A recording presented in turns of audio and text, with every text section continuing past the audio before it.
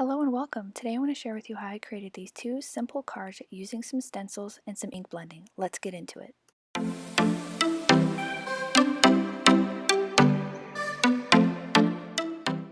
I am going to be using these two stencils from Simon Says Stamp.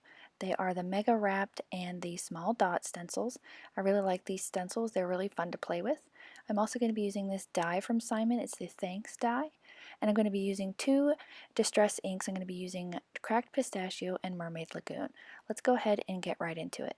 First thing I'm going to do is I'm going to ink blend my two panels. I have got some Bristol smooth cardstock here cut to A-sized cards, and I'm just going to be taping them to the back, or I guess the front, of these card panels. I'm going to just take some painter's tape here, and I'm just kind of getting them less sticky so it doesn't rip my paper. And I'm attaching it to the back side so that I can use the entire stencil and I don't have to worry about tape getting in the way. So I'm just going to be using Cracked Pistachio and Mermaid Lagoon. I really like how these two colors work together. I used them in a card not too long ago, and I really like the color combination, and I think they look great. These cards would be great for a masculine card, or even, for anyone. They're really great thank you cards. So when I'm ink blending here, I wanted to go for kind of an angled look. I wanted to kind of go from corner to corner. I didn't really have a plan in mind for stenciling these, or using the ink blending. I just know I wanted to use these two colors and the stencils. And I don't use stencils all that often. I'm trying to get into using more products instead of just doing stamps and dies, just to kind of step outside my comfort zone a little bit and try some different techniques. Again, I'm just ink blending these two colors together. I'm trying not to go for super bright, intense colors. I'm trying to keep them very soft, so I'm ink blending nice and lightly. We peel that off, and I just love how that looks. Nice crisp circles. We're going to set that off to the side to completely dry because this is Bristol paper and the ink has a tendency to just to kind of lay on the top of it, so it takes it just a little bit to dry. I'm going to do the same process with this other stencil, this Mega Wrap stencil. I really like this one a lot. I see a lot of potential with this stencil, especially like for fall and for the holidays, so I wanted to give it a try, and I'm really glad that I did. I really enjoyed this stencil a lot. So doing the same kind of technique, kind of going from corner to corner with these two colors, I ended up adding a little bit more of the Cracked Pistachio in this card than I did the other one. This is one of my favorite colors. I really like it a lot. This stencil is a little bit more tricky to ink blend with, just because of all of the stripes. And if you go in circular motions, sometimes you can lift up those stripes. You could use like a pixie spray or some kind of removable adhesive to spray on your stencil, and that can help keep it laying flat. Again, this was super simple. These cards took me about 30 minutes in total to create, with having to pause here and there. But pretty quick cards. If you ink blended quite a few of the background panels and then worked on your sentiments, you're good to go. So again, set these two off to the side to dry. And we're going to work on the sentiments with this nice die from Simon. So this is a really nice small die. I did some pre-die cutting ahead of time just to save a little bit of time in the video. I am going to speed through this process. I left it all in, but I'm going to speed it up here so that it doesn't eat up too much of the time. And the process is the same for each card. I'm going to be doing some die cut inlay. I wanted the main portion to be white, and then I wanted the letters or the word and the frame to be in the color. So I went through my stash and I found some coordinating cardstock colors. I'm not sure what colors these are, but I do believe that they are from Simon Says. And I'm just attaching the main portion to just a piece of copy paper, just so I have something to attach all of this to make it a little easier to assemble. And I'm just using some multimedia matte. I really like this adhesive for intricate dies because it dries nice and clear.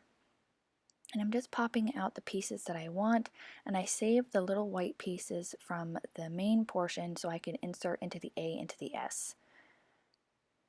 I'm just adding, now you could use tape runner here. I've seen that as well, where you put a big layer of tape runner down and you can inlay that way. I've seen double-sided adhesive used. You could use anything that you want. And then I'm going to pop the white portions out and pop those back into place. And I really love this crystal katana for this. I'm so thrilled with this tool.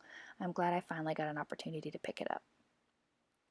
Once it's all done, we're just going to trim off the remaining copy paper, and nobody will know it's there except for who watch it.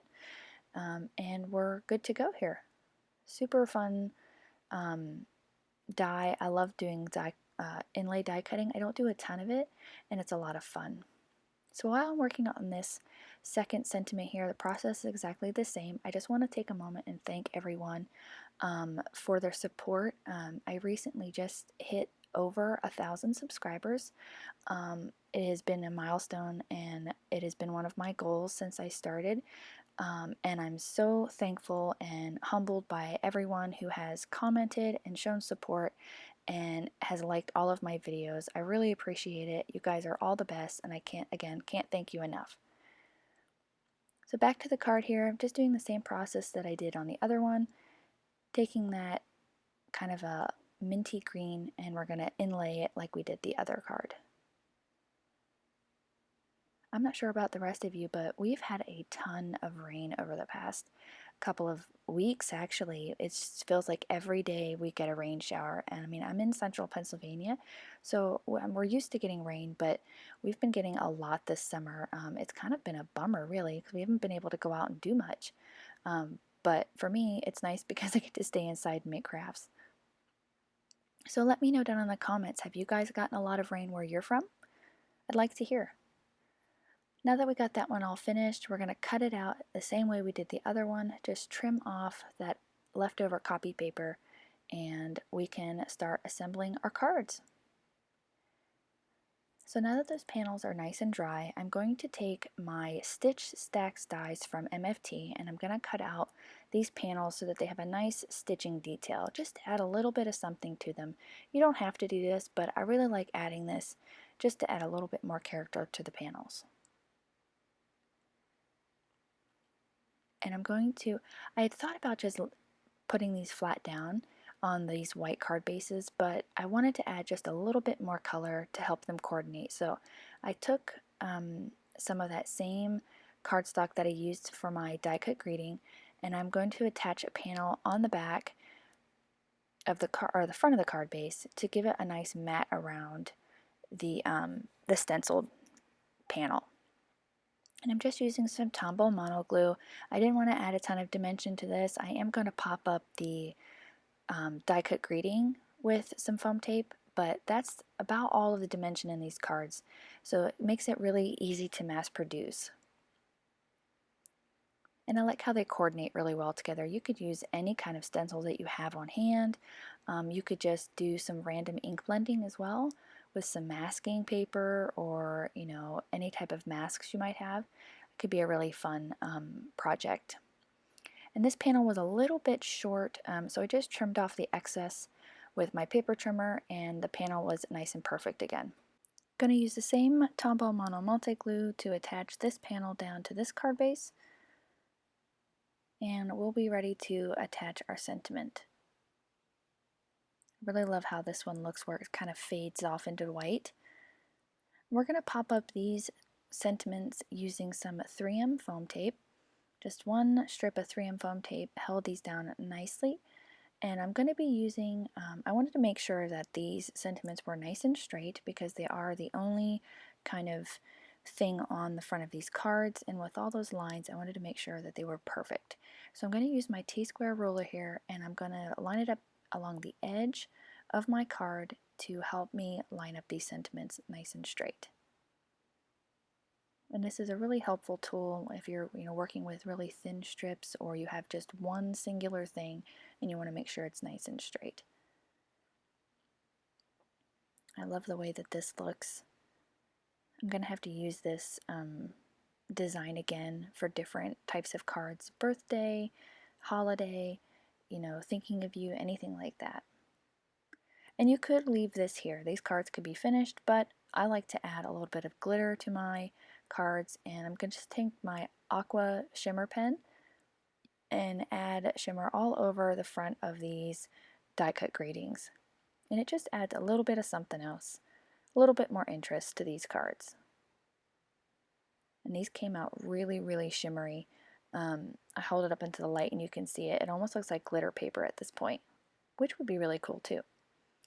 And lastly, I'm going to add some Nuvo drops. I have some coordinating Nuvo drop colors here. I'll have them all listed down below. When I started doing the Nuvo drops, at first I was like, I could just get away with 3 here and I think it would look great. But then I kept thinking, oh, I want to use all of the colors that I have here to keep it coordinating. So this first one I ended up using all 3 colors and I liked it. I wasn't in love with it, but I liked it. I think it turned out pretty good. And then on the second one, I only used the white, which is simply white. And I liked it a little bit more. It was a little bit more simple, but either way, I think it turned out great. And I like to tap my cards on to a ink pad to kind of help flatten and round out those Nuvo drops. Makes them really look like stick-on embellishments. And this one, we're just going to do the 3 with the simply white Nuvo drops. And that will finish up these cards for today. I hope you enjoyed it. If you did, hit the like button. And if you'd like to see more, hit the subscribe as well as that little notification bell so that every time I upload a video, you are notified and you don't miss out. I hope you guys have a wonderful rest of your day. And I can't wait to see you guys again real soon. Have a great day. Bye.